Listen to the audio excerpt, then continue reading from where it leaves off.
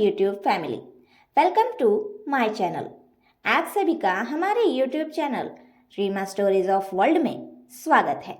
उम्मीद करते हैं आप सभी बढ़िया होंगे। फ्रेंड्स, तो आ गई है आप सभी के लिए एक और नई मज़ेदार और जोरदार कहानी। तो कहानी शुरू करने से पहले अगर आपने हमारे चैनल को सब्सक्राइब नहीं किया है तो अभी कर ले और बेल आइकन दबाना बिल्कुल भी ना भूलें, ताकि हमारे हर न्यू वीडियो की नोटिफिकेशन आपके पास सबसे पहले पहुंचे। तो चलिए आपका ज़्यादा समय न लेते हुए कहानी शुरू करते हैं।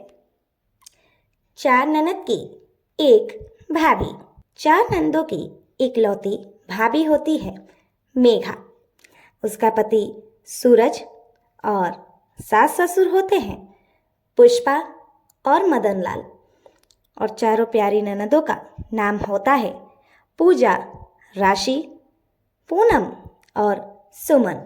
मेघा नई नई शादी करके अपने ससुराल आती है। वहाँ आकर उसने देखा कि उसकी चार नंदे हैं और चारों की चारों बस उसी के आगे पीछे लगी है कि कैसे वो नई भाभी से बातचीत करे। मेघा को अच्छा लगा कि उसकी चारों नंदे उससे इतना प्यार कर रही है। मेघा की सास और ससुर भी उसे बहुत मानते हैं और उसका पति भी बहुत अच्छा होता है। उसे किसी चीज़ की तकलीफ नहीं होने देता। मेघा की चार ननद उसे इतना प्यार करती थी कि उसकी पहली रसोई में भी उसे अकेला नहीं छोड़ती है। उसके बाद से मेघा ने घर की जिम्मेदारियां उठा ली, लेकिन सबसे बड़ी जिम्मेदारी उसकी थी कि वो अपनी चारों ननद के बीच में बैलेंस बनाकर कैसे चलेगी, क्योंकि भाभी वो इकलौती थी। हाँ, उसका पति बहुत अच्छा कमाता था। सरकारी नौकरी होने की वजह से घर में पैसों की कोई कमी नहीं थी। उसके पिताजी की भी सरकारी नौकरी थी, जिन्हें रिटायरमेंट के बाद भी पैसे पेंशन के रूप में मिलते हैं हर महीने।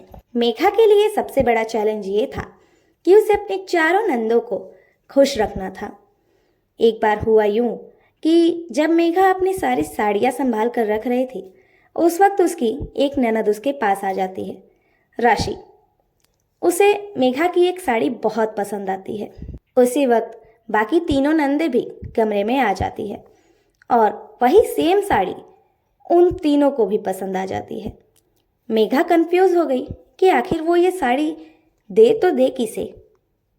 चारों को एक ही साड़ी तो दे नहीं सकती और उसके पास वैसे डिज़ाइन की सिर्फ एक ही साड़ी है। आखिर वो किसको दे, किसको ना दे। एक को देगी तो बाकी के तीन नाराज़ हो जाएंगे। मेघा ने अपना दिमाग चलाया और कहा कि इस वक्त तो मेरे पास ये एक ही साड़ी है, लेकिन अगर आप चारों को ये साड़ी चाहिए, आप लोगों को इंतज़ार करना पड़ेगा। मैं इसमें की सेम टू सेम चार साड़ियाँ जब लेकर आऊँगी तब आप चारों को दे दूँगी। राशि जिद करने लगती है कि उसे ये साड़ी अभी ही चाहिए। उसे देखकर बाकी तीनों भी जिद करती हैं कि नहीं भाभी, ये साड़ी मुझे दे दीजिए और अभी ही दे दीजिए, मुझे यही चाहिए और दूसरी नहीं। पर इस वक्त अगर मेघा किसी एक को साड़ी देती तो उसे बहुत तकलीफ होती और बाकी नंदों को भी बुरा लगता। इसलिए उसने कहा कि ठीक है, मैं दे देती हूँ, पर ये साड़ी ना मुझे ड्राई क्लीन करवानी है और ड्राई क्लीन करवाने के बाद मैं दे दूँगी। और इस बहाने से वहाँ से तो मेघा निकल गई, पर वो कमरे में आकर सोचने लगी, हर चीज़ इन लोगों को एक ही पसंद आती है और मैं इन चारों को चार टुकड़ों में बांट नहीं पाती कोई भी चीज़। मैं आखिर करूँ तो करूँ क्या। अगले दिन वो खाना बनाती है और उसके हाथों की खीर उसकी नंदों को बहुत पसंद आती है। पर सबके खाने के बाद और वो चारों अब एक ही कटोरी की जिद करती हैं कि उन्हें ये खीर खानी है। इस वक्त सिर्फ एक ही कटोरी खीर बची थी। यहाँ मेघा परेशान है कि वो एक कटोरी में से चारों को कैसे खिलाएगी। फिर उसने अपना दिमाग लगाया और सबका झगड़ा सुलझा कर कहा कि मैं अपने हाथों से आप चारों को चम्मच से इसी कटोरी में से खीर खिला देती हूँ। और इस तरह से उसने चारों को अपने हाथों की खीर खिलाई और चारों को खुश किया। इसी तरह से वो हमेशा चारों के बीच में फंसती रहती थी और सिचुएशन ऐसी होती थी कि कोई और उसे बचा भी नहीं सकता, कुछ कर भी नहीं सकता। पर ये सब चीज़ देखकर, उसकी जो मैनेजमेंट करने का तरीका था, ये देखकर उसका पति और उसके सास ससुर बहुत खुश थे कि हाँ, ये चारों नंदों में बैलेंस बना के अच्छे से चल रही है।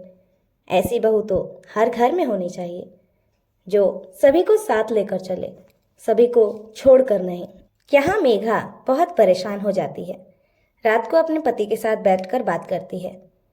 आपको नहीं लगता कि मैं हमेशा चारों नंदों के बीच में फंस जाती हूँ और मुझे बचाने के लिए आप लोग कुछ बोलते भी नहीं, और मैं कंफ्यूज हो जाती हूँ कि कैसे चारों का मन रखूँ।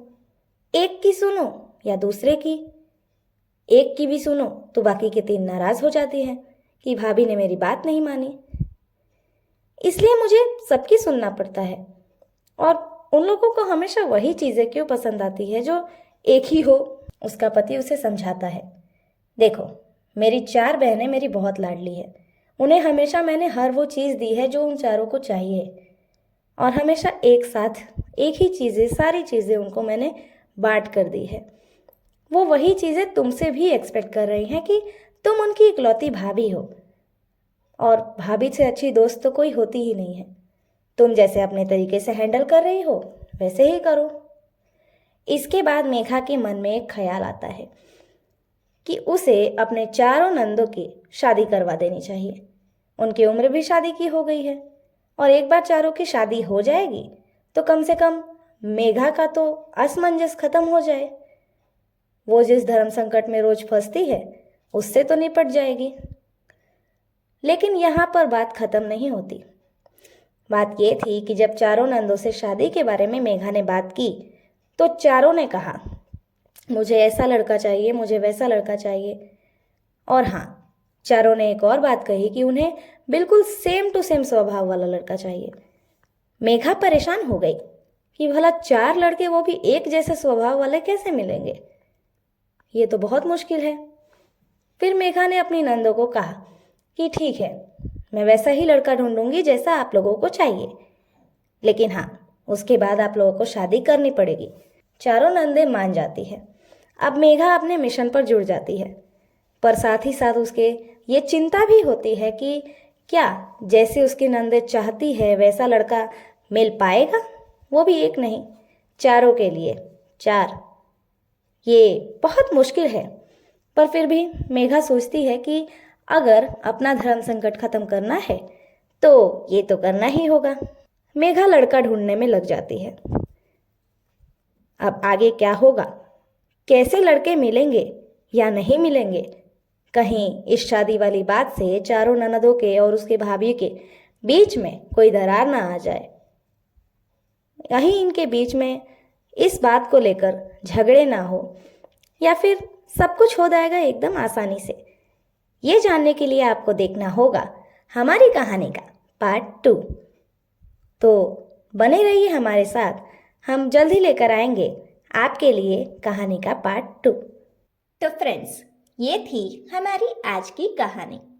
आप सभी को कहानी कैसी लगी ये कमेंट बॉक्स में ज़रूर बताइए, और कहानी अच्छी लगी हो तो ज़्यादा से ज़्यादा शेयर ज़रूर करें। Thank you.